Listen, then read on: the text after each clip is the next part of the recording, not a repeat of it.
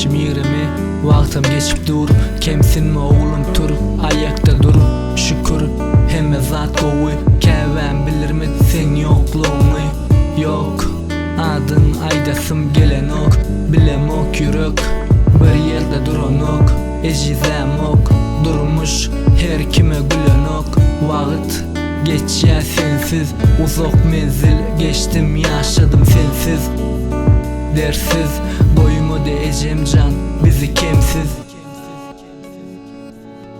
Bizi unutma, nilde bolsanım bizi unutma.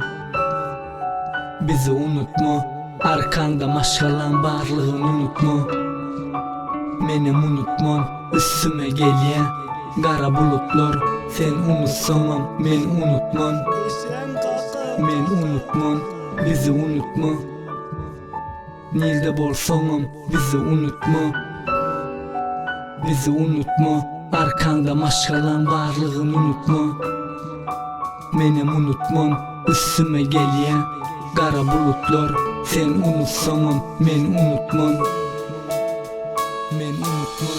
Diyelerken ona benzeyen vah bolsa da şama benzemen. Inan hiç boynumu eğmedim, ayakta durdum, iyice dönmedim. Nem üçün ecizlerin yönü sen, ecemni yağdayına düşünyendin hemen. Ağlamda ait nil dedin sen, iki bölünü yol galım nilde men. Diyen kevat elem bolsa giyin, didir ya durmuş özüm asadıyın. İçimde gayrı dolu, seçen sen bollum ayrılık yolu. Bizi unutma, nilde bolsanım bizi unutma. Bizi unutma, arkanda maşgalan barlığını unutma. Menem unutmam, üstüme gelen kara bulutlar. Sen unutsamam, men unutmam. Men unutmam, bizi unutma. Nilde bolsanım bizi unutma. Bizi unutma, arkanda maşgalan barlığını unutma.